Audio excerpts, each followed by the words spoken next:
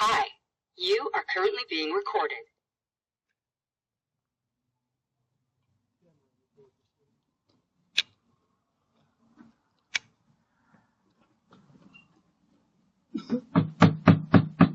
State police!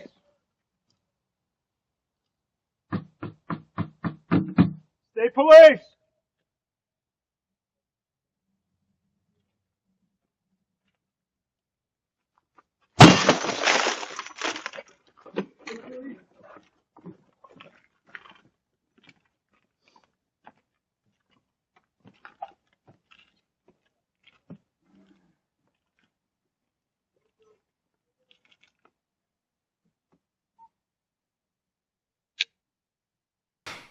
Wow. This has been a really long time coming. And I first want to start by thanking everybody who messaged me, commented, DM'd both on TikTok and Instagram. I didn't get around to answering everybody yet. I mean, it's obviously very overwhelming. I haven't been on social media at all. Like, I don't even know all the updates and really it took me a while to even post something. And even setting this up is it's just like it's very different. So I'm gonna try and keep the enthusiasm up with me and this whole setup because this is like my first official video of my story. Now, the other thing about this is what the fuck was I just gonna say? I can't tell the beginning. I can't tell the why this all happened and exactly why I ended up in prison because it's kind of still ongoing for other people and it's almost over. That's all I got to say. It's almost over. So not only will you guys all have this journey that I'm about to tell you, but then there's more. So there's plenty of action to go around. Hopefully my audio and my video is all good. Don't worry about my messy background. Just don't pay it any mind. But where do we start? Again, like I said, I want to thank everybody who commented, left me messages, and those of you who tried to reach out and said, "Hey Nick, I tried to reach out." I seen it. Believe me, if somebody reached out on my cell phone, I would get notified like, "Hey, this person hit you up. They said hello." So there's nobody was holding anything back. I will eventually make it around to everybody. It's just like I said, I'm really stressed out, especially doing this. Once you guys understand the story and really understand what has gone on in my life for the past 5 years, you might know me from being high energy and, rough around the edges, but you got to understand that they're much more powerful than me. Their money is very long and they could do what they want, when they want, however they want. And if you think that I'm just talking or coming up with conspiracy theory bullshit, when I tell you the things that I'm eventually going to tell you, you're going to be like, holy shit, this is crazy. And you might think, oh, how did a guy like you end up in jail and in prison?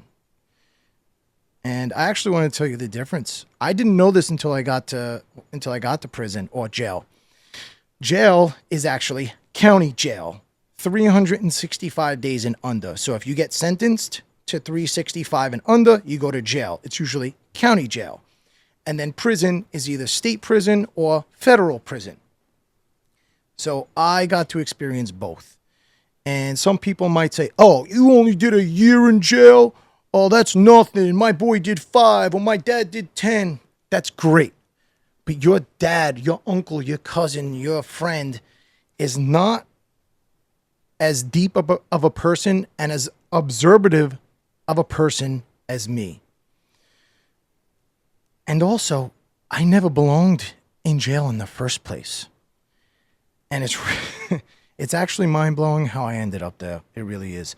So this has been going on for, I think, about 5 long years since like 2019. So like 6 years, technically it's going into the 7th. My life has been an absolute living hell, whether people seen it, realize it or not. And I'll get into all of it. You know, I have a lot of people who hate on me who don't know me. I don't know why. I really don't know what people actually say or why they hate me. Like, even the judge, she hated me. The prosecutors, they hated me. The detectives, they hated me. But you know what? The actual state police, they didn't hate me. I guess because they knew that actually got to witness who I really was. But, yeah, this all really revolves around one person. It's one detective who's about my age. Now, again, I'm not going to get into that now. That's going to be down the road. I'm going to get into jail and how it works, the process, prison, how it works, the process, from A to fucking Z. Now, I know I don't have crazy high energy right this second because I have so many thoughts running through my head. I've been like, I couldn't sleep just thinking about what am I going to say? How am I going to say it? How am I going to paint the perfect picture for people? You know, I've watched a ton of people on YouTube who've been to prison and they have crazy stories. Believe me, I have a ton of crazy stories. But I want to really break it down to the point where you're like, oh shit, that's what it's like.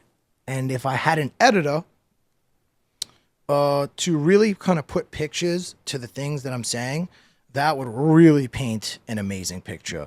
And if any of you are good video editors who can help me with this for my YouTube channel, that would be fucking amazing. Now, I really kind of thought about this and planned this out. Not like crazy planned it out, but planned it out enough where I actually mailed stuff home when I was being transferred and actually sent down to prison from jail. So I mailed home a box with all different things from jail. Now, since we're only going to get up to the jail phase right now, I didn't pull out the prison stuff. So I will show you stuff. And I'll show you an example right now. So I was ripped out of my office at my vape shop. I think it was like February 8th of 2024. And most people who are fighting cases, they have the opportunity to prepare. Now, I have multiple businesses. Now, there's obviously going to be people who don't know me who are going to watch this. So I might have to explain some things that a handful of you already know about me. But I am 34 years old. I live in New Jersey, originally from Brooklyn. I have Italian Brooklyn blood running through my veins, and I'm very proud of that. So I definitely have a different thought process than most of the people around me in general. I am an entrepreneur. I've been hustling since I'm 15 years old. I've been in the street for a long time. I've been around professional businessmen for a long time. So I have both sides of the spectrum. To give you a good point of view, if you know or ever read the book Rich Dad, Poor Dad, you have your rich dad, you have your poor dad. I had both.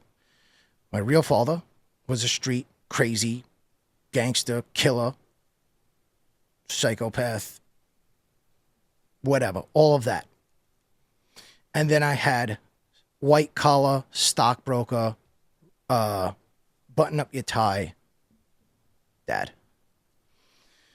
So I was able to get both narratives and pick and choose for myself. Now I'm already 8 minutes into this video. So I know this is going to have to make it over to YouTube, Instagram, could be a little bit longer. And I know I'm kind of starting at a slow pace, but I'm really trying not to miss anything. And I just really don't want to do that. I don't, because every time I watch my videos back, I'm like, shit, I forgot to say this. I forgot to say that. That was really important. So just bear with me until I really get on a roll and I just start flowing. You'll know because I'm just ripping off the top. So that's just a little bit of my background, a little bit of my history. I have owned multiple businesses.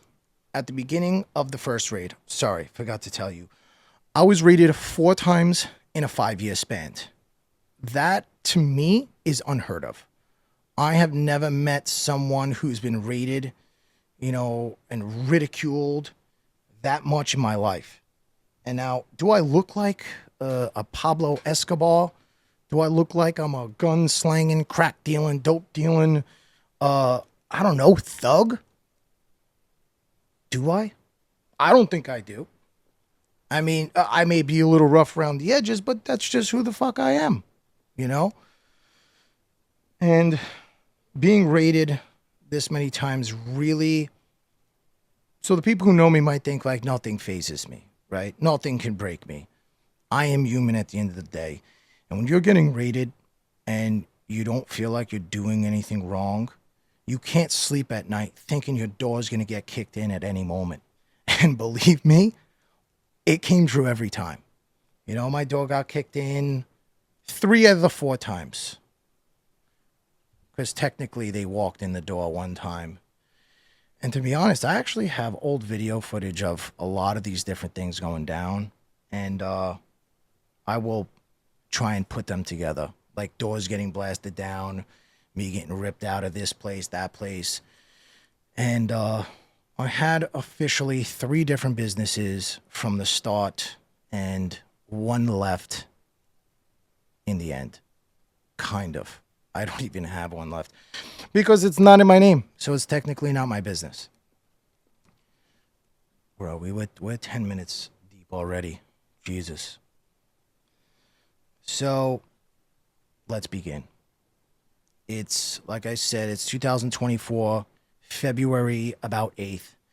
And it is just when Tucker Carlson is about to do an interview with Vladimir Putin. This thing was like big at the time. I was fucking pumped. I just had all new employees. I had a new manager for like a week. And this new young girl, I think she was like 19. Little chunky girl, really nice, like little Italian girl. She was smart, because I dealt with a lot of fucking stupid kids over the years. And I was like, finally, I found 2 solid people that I just don't have to worry about being completely retarded. I finally thought things were going good. And, my cases were still pending. I was doing absolutely nothing wrong. I'm out on bail reform, so I can't do anything wrong, And all of a sudden, there's a person that calls the shop. Now, this part of the story is kind of the past. Actually, I'm going to cut it out. I'll tell you all the past shit. I'm going to go straight to my door getting rammed in. I had a metal door that I had to reinstall. The first door got blasted in. It wasn't metal. The second time I got a brand new solid metal door, got blasted in. Then I fixed it again and it got blasted in again. So I had all my stuff nice and organized in my office. Like I'm really anal about all my stuff. I had upstairs and a downstairs.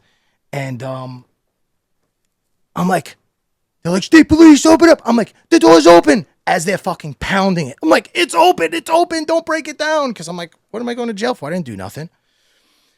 So I run down the steps. I'm like, no, what's going on? I'm like, please don't fuck my shit up. Please. I just had all my stuff so perfect. Upstairs in my shop, because I had like 3D printers. It was like my personal office. It was a space that I was just at peace. I had my cameras. I could watch everything. It was like my home base, my base station. I could watch all my businesses. I could watch my house. I can basically run everything from one command station. And to have it fucked up again, and if you've never been raided, oh my God, they destroy everything. And I'm the type of guy, if you know me, I have a lot of shit. I mean a lot of shit. One day, I'll show you how much shit I really have. And mind you, during this time, I'm actually living, still am.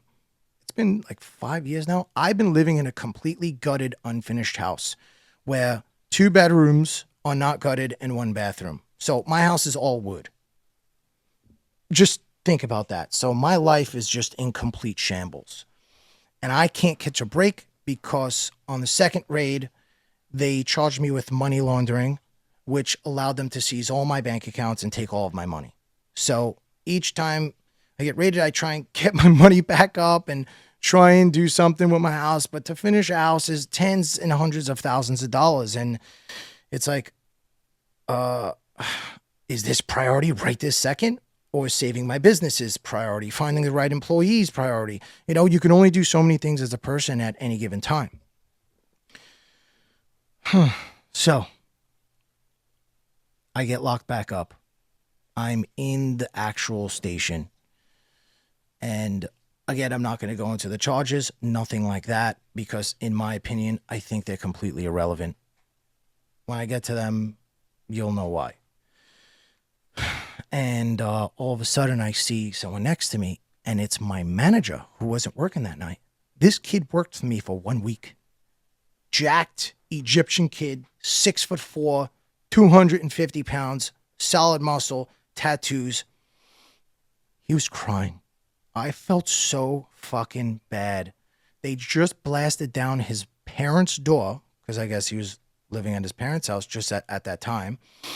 And he was just trying to get back on his feet. You know, he just came into a new girlfriend who was really nice. She was a really good person. And they ripped down his mother's door. And he's like, bro, they destroyed my parents' house. He's like, I don't know what I'm going to do. You don't understand. When something of yours gets destroyed and you don't have the money to fix it, and it's like, especially Egyptians, like their family, they're very proud of their family. Like they would never want to do something wrong, especially to their parents. He was like, Nick, I don't know. They put all these charges on me. I'm like, what? You didn't do, we didn't do anything. You just started working. Like, what did I get this kid into? Oh my God. And I'm just like, the knots are in my stomach. I don't even know what to think. I really don't. And mind you, this is my 4th time getting raided. Do I think the judge is going to let me out? No. I look like a career criminal scumbag. So I wound up getting processed, and I'm in county. Now, what happens when you go to county? So you get checked in, and you go into these 2 holding tanks. They're like downstairs. It's processing. You go through a machine just to scan your body to make sure you have nothing in your asshole, which I don't really think works good anyway, because people still get shit in. And you sit in these clear, like big windows, little tiny metal bench, and sometimes this phone works and sometimes it doesn't. It usually only works on a landline. So who the fuck has a landline anymore? I don't know. I just know I've gotten the phone to work before. I just forget exactly what it is. Now, you can be in this thing for fucking hours. You're starving. And what they'll give you is a little tiny juice box. It's like this big, like if you were in pre-K, of, cranberry juice, or maybe an apple juice. And you'll get a bologna sandwich, a thick cut bologna, regular white bread, and you'll get like 2 cookies. And those cookies at the time, they're so fucking good when you're hungry. They're those Great Value brand, half white Oreo, half regular Oreo. And sometimes the bread will soak into the Oreo, so they get really soft. And it's like melt in your mouth. You're like, oh my God, these are amazing. So sometimes when you check in, there could be a lot of people. There could be not a lot of people. And when I got arrested one of the times, you'll see people that are really fucked up on drugs, or there's people who turn themselves in to parole and they know they're going to jail. So what do? They'll boof something in their ass. Now, what do people normally bring in? I mean, it could be pills, but you want something of good value. So Suboxone is really flat, really small. You can cut it into little pieces and make a lot of money. Or if you have a dope habit, crack habit, they'll shove that. What else? Tobacco. I mean, tobacco's kind of thick. Unless you have a lot of practice and you want to shove a lot of shit up there, I don't know. I've seen it. That's all that I know. And some people might bring weed, but weed is really risky because it smells so strong. And as soon as they somehow smell smoke, especially in Monmouth County, oh my God, they are on you like flies on shit. The tactics they used, oh, I'll get into that. Oh my God. So, I've actually seen a kid once, he had a knot, a white knot, and it was full of dope. And I'm like, how the fuck is he going to get this out of here? He winded up handing it off to somebody. I don't want to give too much detail in this part because I know there's certain COs that know me in this jail who I'm cool with that are probably going to watch this. So I don't want to dry snitch on anything at all. But just know he passed it off to somebody, and then when you get it in, they take a cut because they got it, and then they hit you back. So these are people who have experience going in and out of prison, so they know how to move. You know, this isn't like, oh, I'm going to get arrested for the first time. Let me make sure I bring my drugs in. It's not like that. Or they might be getting a heads up because they know they're turning themselves in. You know, like, yo, Splitter he's checking in, keep an eye out for him. He should be coming in today. He looks like this, blah blah blah. And he's like, all right, word, I got you. You know, that's usually how that goes down. So they say, oh, he's bringing in the bomb. That's what they say. Yo, my boy's bringing in the bomb. He's got like 200 subs. I'm like, oh, okay, that's cool. Let's see it. So you wait in this tank, and you go see a nurse. She asks if you're on any medication, if you're on any drugs, and they piss test you, see what's in your system, because that determines what unit you'll actually go in as well. So like if you're usually on any medications, if you're on Suboxone, or if you're on any psych meds, I think it's psych meds and Suboxone, you go into one unit, or maybe like any medication in general. There's one unit. Then they have a medium security unit. They have a maximum security unit. And then I think they have like a unit where the older guys / pedophiles go. And they basically like assess you. And after that happens, you go into like a little cell. You take off all your clothes. And the guard has to, I guess, do his check. You know, check your balls, your asshole, your mouth, your hair, underneath your feet, spreading your toes, spread your hands out, you know, the whole nine. You do this in prison, and in prison way more than in jail, but the amount of times you have to whip out your dick, balls, and asshole to a man is just unfathomable. I mean, it's usually in prison, it's almost on a daily basis. Well, not really, but it's a lot. So you put your clothes through a little window, which there's usually one of the people who's a prisoner who work in the prison. He'll take your clothes, and then they stash all your stuff back there. Forgot a step. If you have any jewelry, watch, you actually give that to the guard at the front main desk as soon as you check in. So if you do get out, they have a bag with all your stuff clocked in, and then they usually give it back to you. So, you go, they give you a jumpsuit, and you change into this jumpsuit. And usually at this point, you're going to go upstairs. And now you go to, it's not Gen Pop.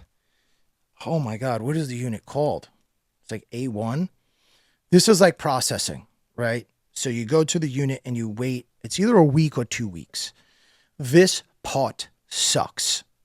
Now, what they give you is they give you one roll of blanket. It's like a shredded gray. You could get a really tiny one, or you could get a big one if you're lucky. They give you in this county, you get a dark green onesie jumpsuit. Hopefully you get the right size, and they give you orange. It's not a croc, but it's like a croc. In this county, it's orange, slip on. They're actually really comfortable. And they give you this. Now this is your bag. You get one cup, very tiny. Shit sucks. You get one spork. This is a prison spork. You get one really cheap, shitty comb. This bar of soap is actually all the bars of soap open. You don't get this. You can get this when you go into the unit. But this is what the soaps look like. So when they say don't drop the soap, this is the prison or state issued soap. I'll put that back in there. I'm getting to the good stuff now. Whew. You do not want to use this shit. This is the maximum security shampoo. Let's see if you could see that. I'll get to these in a second. This is their roll-on deodorant. It smells good, but my God, you don't want to use it. This is their Armor Fresh toothpaste, clear, and this is your toothbrush. This is what you have to brush your teeth with. It's horrible. I was just talking to my boy. I'll get to him. His name is Spider, who is in my unit. He's like the little brother of the unit, swinging around and jumping around. Hey, what's going on? He's actually autistic. He went in to county 10 days after he turned 18. I'll get into that story a little bit later. He told me, he's like, Nick, I've been using this toothpaste instead of buying it off the commissary because he didn't have money like that. And he goes, Nick, I have 19 cavities. 19 cavities. I literally had to go on ChatGPT and ask how many like back molar teeth you actually have to get a cavity, because it's pretty rare you get a cavity in the front unless it's in between the teeth. So I was like, bro, we got to sue these motherfuckers. Are you kidding me? This shit's making your teeth worse. So imagine that. Don't use state issued anything. Toothbrush. There's one other option of toothbrush, and I will show it to you. And it's on the commissary list. This shit, I mean, it's not going to give you anything bad, but it's fucking garbage. This shit right here. I would use this to like roll onto like a blanket or the bed to make it smell better. That's it. I would use it as like a freshener to freshen stuff up. I seen a kid put this on his armpits. He was using it. He had fucking knots, welts. I've seen it with my own eyes. I'm like, bro, why? He's like, I don't know. I used the roll-on stuff. I'm like, oh my God. You know what? Huge cystic nodules in his armpits. I was like, that's why I don't use that shit. God damn. Let me see if I can find you. Now, I'll get to that after. There's one other toothbrush, and it's like a Gumby, like a floppy thing, and it's like 3 inches or 4 inches. So it's like bending as you're trying to brush, but it is kind of better than that one. It's like pick your poison pretty much. All right. Before we get in deeper. No, I won't get into that yet. So now you're in this unit, and it's like, God damn. Mind you, if you use chapstick every day, you got no chapstick. If you use nasal spray every day, you got no nasal spray. Just think about those two things. If you use them, you don't have them. Now imagine if you take a piece of Xanax to go to sleep every night, or you take a Klonopin to calm down, and it's not from the doctor, but you've been taking it for years. Now imagine you're on TRT for 4 to 5 years, and you're like, shit. This was my worst fear. Me personally, it was one of my worst fears if I went away to prison. And I searched and searched for a new doctor. I searched high and low. I couldn't find one. I'll get into all of that as well. So anything that you used to use or have that was a convenience is now gone. So you're going to sweat it out. And if you're withdrawing from a drug, before they give you anything, if it's not prescribed, they will let you withdraw for at least 3 days before they give you anything. Let's say you were doing dope or heroin or fentanyl. Before they give you either Suboxone or, let's say, methadone, remind you, if you weren't on it from the doctor, they're not going to give it to you right away. So you're going to suffer. Now, they're all phones. The phones, if you've never been into county, are very complicated to use. You have to first set up your PIN. You have to use your ID card. It's like a crazy sequence, and it's fucking complicated. And you need to get money on it, which it's like, how are you going to do that? You just got in. You do get, I think, 1 5-minute free phone call a day, and that's the only thing that will save you. But now you're in there, and it's like, yo, there's a bunch of gangbangers and people who have been in and out of jail. They're comfortable. You know, they know the system. They know how it works. So it's like, should I go to that phone? Or is someone going to fucking snap out and then I get into a fight? You know, think about it. So if you're a little white boy or a little Spanish boy and, you know, you go up and someone just feels like being tough because they're trying to show off, like, what the fuck you doing by my phone, yo? Get the fuck away from me. And you're like, what the fuck did you say to me? Boom, boom. And that's how a fight happens, just like that. Because this guy may be getting out in a week. You may be in there now for the next couple of years. Like, you don't know this situation. So it's, your stomach's in knots. You know what I mean? So you just want to move carefully, because when you're in jail and in prison, people are very irrational. They're not level-headed, especially if they just came off the street. You don't know what drugs they were taking. They could be really irritable. And you're dealing with a lot of gang members too. You know, a lot of Bloods and Crips. So now here's where the other one sets in, is hunger. You get so fucking hungry in these 2 weeks. I'm pretty sure it's 2 weeks. I actually have to ask somebody. Before you get basically classified and sent out to the unit that you basically belong in.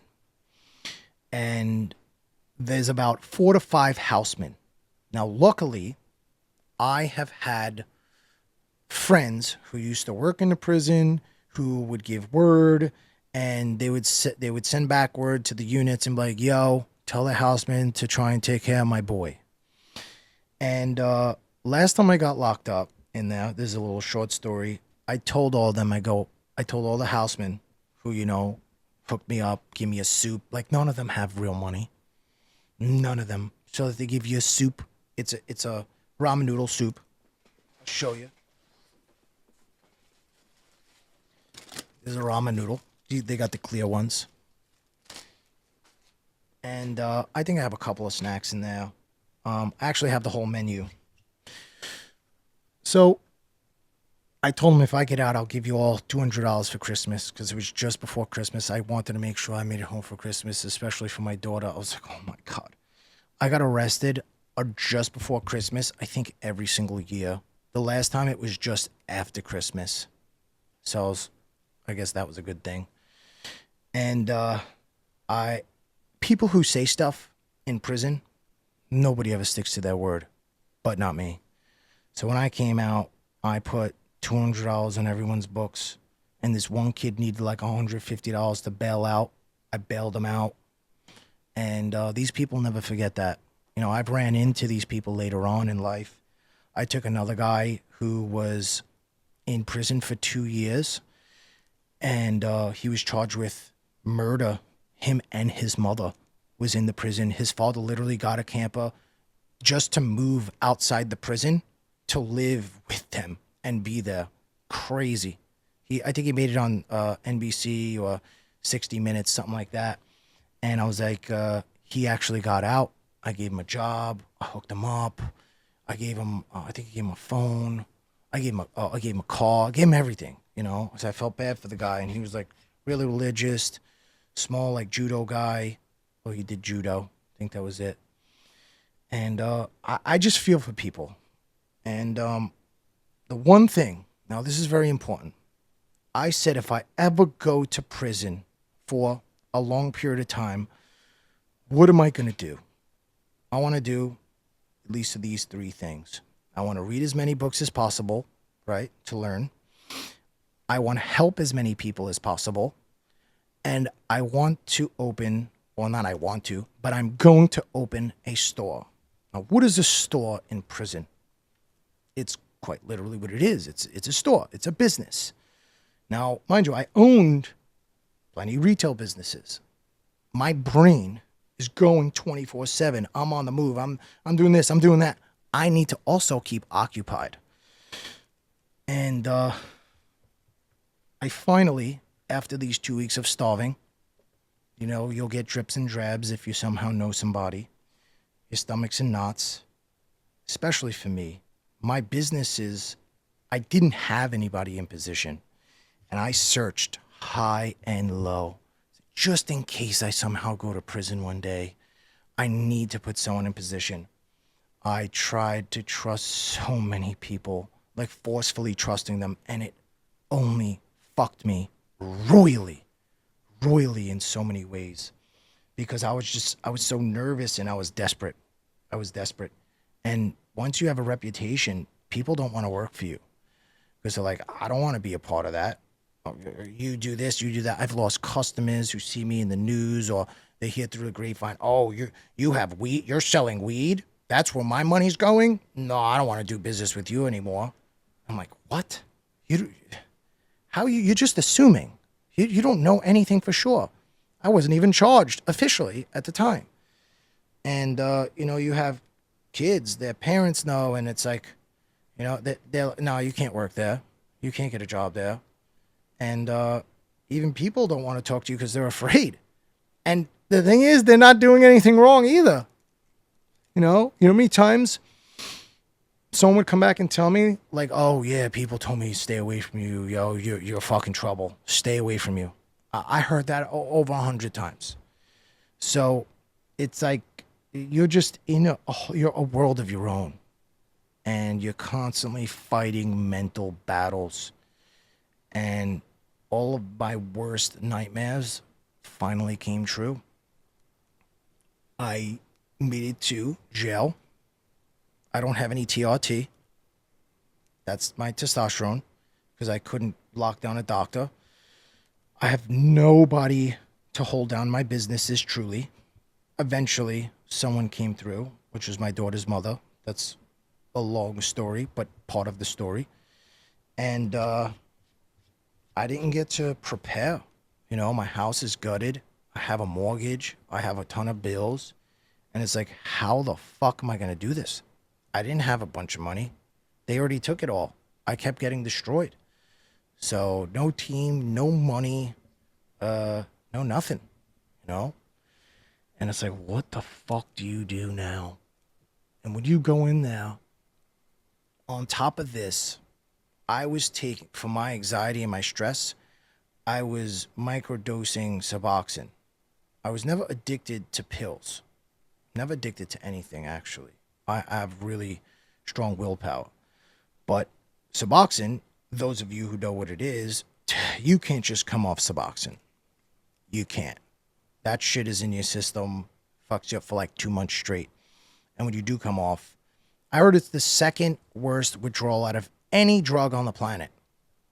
Like worse than heroin, worse than fentanyl, because it takes so long. The number one is methadone. So I was taking like 2 milligrams twice a day. Sometimes on really bad days, I take a third, because it would just give me energy, and it would just kind of like calm my nerves. And I was always a self-medicating kind of guy, like taking kratom. It was like taking kratom, just you don't have to swallow as many pills. So, mind you, I go in there, thank God. I said, thank God I did Suboxone, because it put me in the best unit. And some of these things I'm going to say, they're going to sound a little racist. But jail and prison is a very racist place, as most people know. All right, we're about 40 minutes deep. I don't know if I should cut this off here, but I now enter a unit called, this unit's H2. So you have 3 floors technically. Remember, you have house workers, housemen. You have 4 to 5 of them who work on the unit. In every unit, that's a job. It actually, pretty sure it pays, helps you get time off, and all that stuff. doesn't pay. What are you getting? 25 cents or 50 cents a day? Something crazy, stupid low, which it doesn't make a difference at all. So I make it into this unit, and there's actually a lot of white guys. For some reason, white people are usually on drugs. Straight up. Most white people are either on, drugs. I don't know how else to put it. I mean, I guess if you're in a gang and you're on drugs, I don't know. I guess if you're actually a labeled certifying gang member, no matter what, they'd probably still put you in one of the two, like, gang units. But you have had gang members in this H2, I guess you call it the medical unit or medical wing. And so the first floor is houseman. Second floor is Suboxone. And then the third floor, the bottom floor, is all the psych patients who take crazy meds. Oh my God. The people that were in there and the things I've seen. Like I've seen a guy come in skinny, cracked out of his mind. He was trying to get... So when you go get juice, you have to pull this little thing. It's like a square juice thing. It's not juice. It's actually just sugar and water most of the time. Sometimes it'll be like a fruit punch mix, but it's the cheapest of the cheap. They give you, during lunchtime, on a tray, they give you a little packet. It's literally like a sugar water packet that could have a flavor. It's like straight chemicals. But they'll make a whole jug of this. So you pull the little like lever and the juice will come out. So I see this kid and he's in his cell. See if I could stand up. And he's to the wall, trying to get juice out of the wall. I'm like, yo, you guys got to see this. This motherfucker's trying to get juice out of the wall. Shot the fuck out. There was another guy. I called him Caveman Teddy. So I'm talking to Caveman Teddy one day, and I'm like, yo, Ted, so what'd you do? Why are you here? Now, I always ask people why they were there. I always wanted to know their story. And I would ask more and more questions. I mean, you have nothing but time in your hands, and you just want to know. Like, my whole goal was to try, again, is help as many people as possible, give advice, and just do good. I mean, that's what I've always done my whole life. I've always tried to do good. I've always tried to be an honorable stand-up guy, and I've always tried to be a man of my word. And that's why when people don't like me, who don't know me, I'm like, why? You don't know me. You don't know what I do. You don't know how my heart is. And anyway, so I talking to Caveman Teddy. He's like, oh, I just, I was cooking, with a flame, with a pot in my house. And somebody decided to call the cops on me. I'm like, that's it? I'm like, Teddy, this is bullshit. What the fuck? Are you kidding me? It was your house and you just lit like a little bonfire with some twigs or whatever in a pot? He's like, yeah, one of the big pots. I'm like, that's retarded. How is that possible? And I'm mad for him. I'm like, you don't belong here, bro. That's fucked up. I know, right, Ben? Oh my God. He wasn't there just for a fire. This kid would randomly fly off the fucking handle.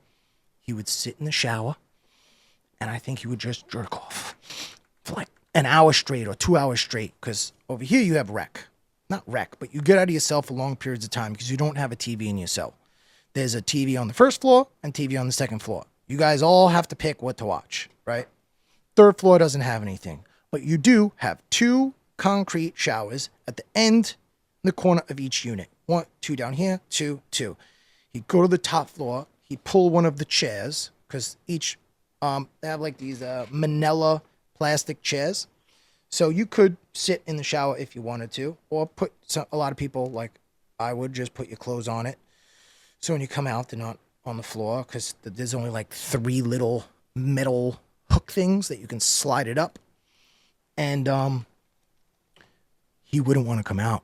And people would be like, yo, Teddy, we gotta take a shower. Shut the fuck up! And he would go nuts to the point where, like, the COs don't want to deal with shit. Like, they don't get paid enough to deal with the extra bullshit. So you really have to like push it for them to like, oh, here we go, call the code. Everyone gets locked in. All the guys come in like hop, hop, hop, hop, and then they gotta fucking escort you out. So he would just while out, and then when we'd get into the cells, he would go nuts, and he would talk to himself, and he would rip his cell apart, and there'd be all like shavings and food, mashed up food, and just shit all over the place. And when we'd come out of the cell and he'd bug out, we'd all get locked the fuck down. Oh my God. And we're like, yo, we can't keep getting locked down because of Teddy. Then the COs are bodying him. He's flying on the food, over the food.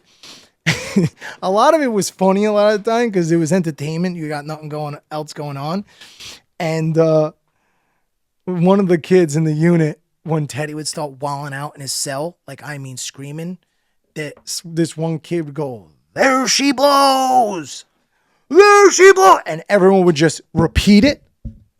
So the whole unit screaming, there she blows! It was fucking hilarious.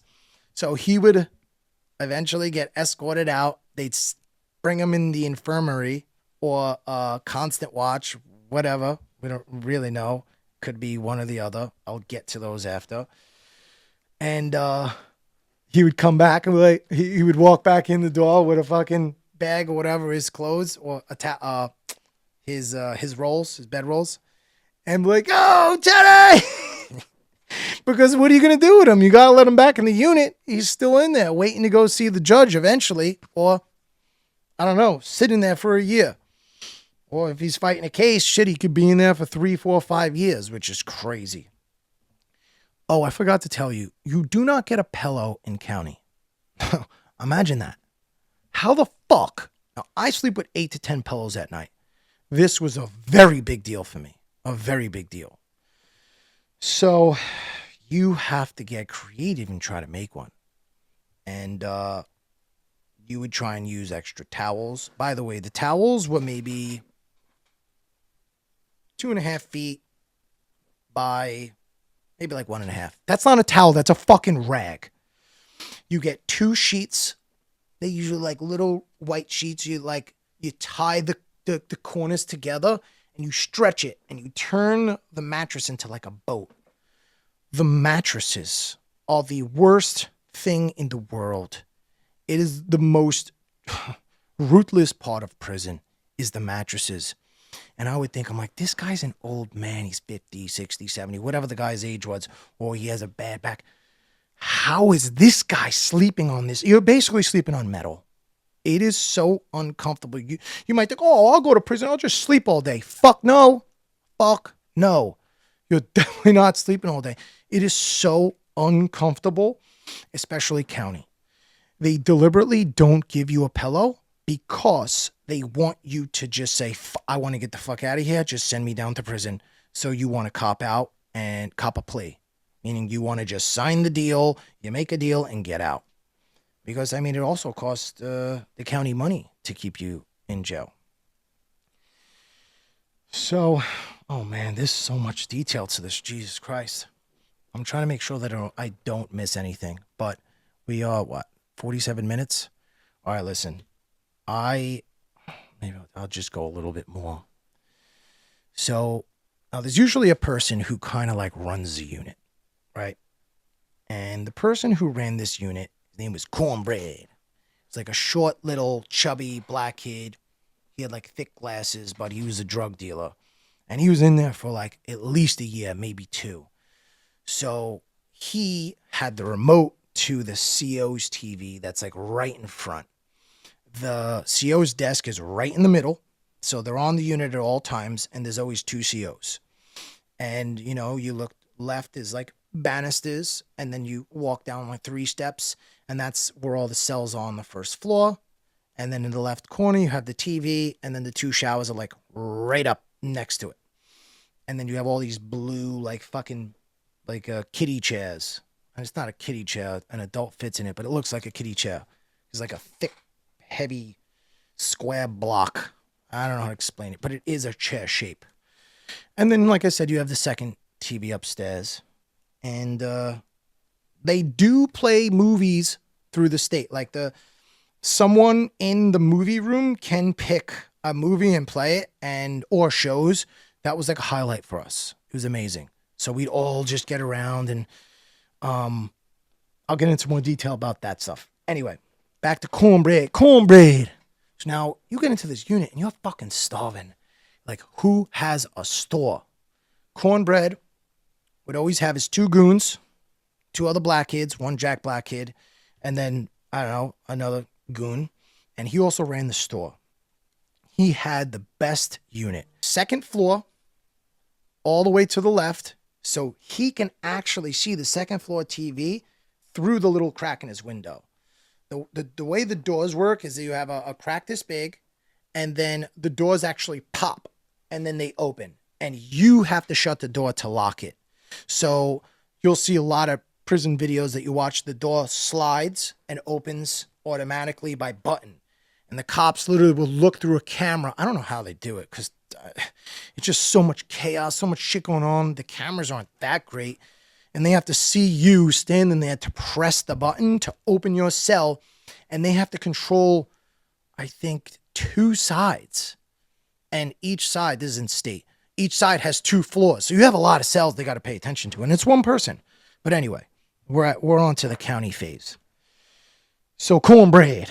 So he would have the remote for that TV. And I would be like, damn, the COs are letting him control and watch what he wants on the third TV. It's the 3rd TV. It's small. And it's kind of up high on the 2nd floor, the balcony. So if I'm sitting here, it's maybe like 20 feet from me on an angle.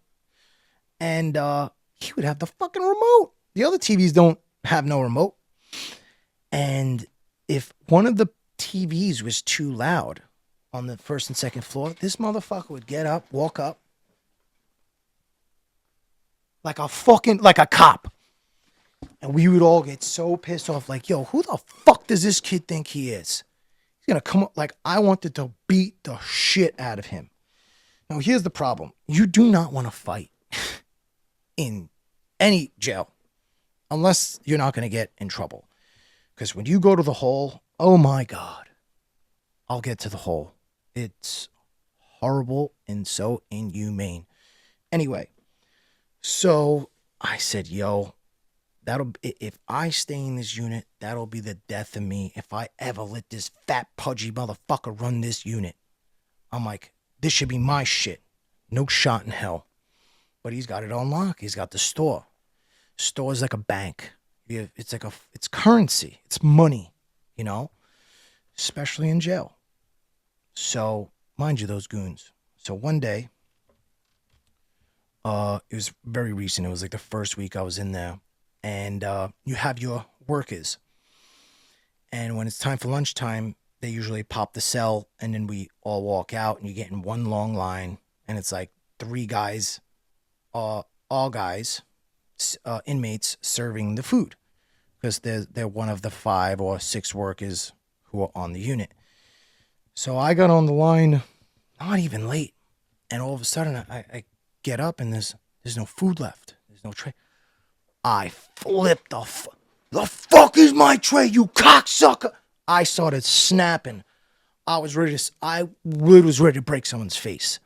I'm like, the fucking balls. You think because I'm white, you're going to fucking run game on me? Not today, motherfucker. So, mind you, you let this shit slide once, you're a bitch. Straight up. You can't let shit slide. But sometimes you do gotta let shit slide. But something like that. So I walk up to the fucking cell. I'm like, yo, you better give me my fucking food right now. Because he gave it to one of his goons. His goons are poor, you know. He'll feed him scraps, you know, like, yo, do this, watch out, do it. You know, give him a soup or, you know, most people in prison and in jail have nothing. They can't even afford a 30-cent to a $1 soup.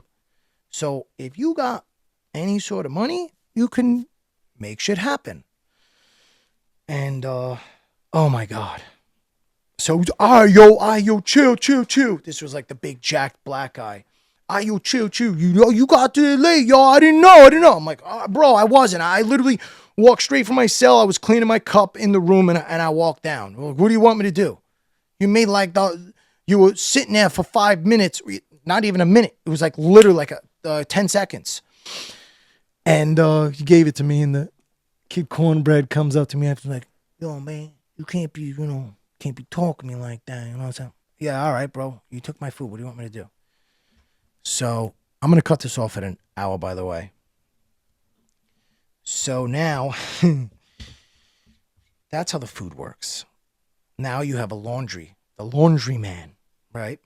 The laundry man hopefully is a good guy. Because if he's not, if you have clean or fresh t-shirts, you got stuff, or maybe you have a nice blanket, and the laundryman's a scumbag, guess what?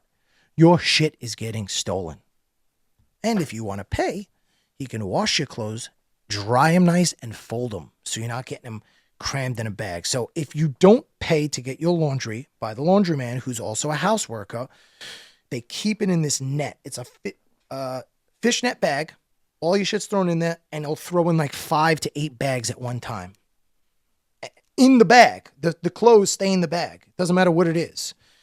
So you get it back, and it's like wet spots, dry spots. It's still dirty. It's horrible. You like have to pay. But most people don't have money to pay $1, to do their laundry. That's what it would cost. Maybe $1 to $2, like a couple soups. Yeah, a couple soups in county was $1.30. That's expensive for fucking jail. I'll explain the difference between prices in county and in prison too. Shit's mind blowing. So back to the store. Cornbread owns the store. I need food. Usually, how prison goes is it's a 2-for-1. Before Cash App, Venmo, and all those money apps. Hold on. I got a little bit of a battery remaining, so we might get cut off. I'm going to stop here. So Cornbread has the best unit. He has a store, and he has a single man cell. Like, he has 2 bunks, but his other bunk has food because he has a store. I have to buy. I buy the food, but now we can send Cash Apps right away. Yo, I call my people. Yo, send this number, a Cash App, $50. I need food. Send it $100. I need food. I did the math. I actually have one of the receipts. I got to pull it out. Shit, I should have grabbed that before because I did all the math. Nobody's checking the fucking math on the store. I'm like, this is 250%.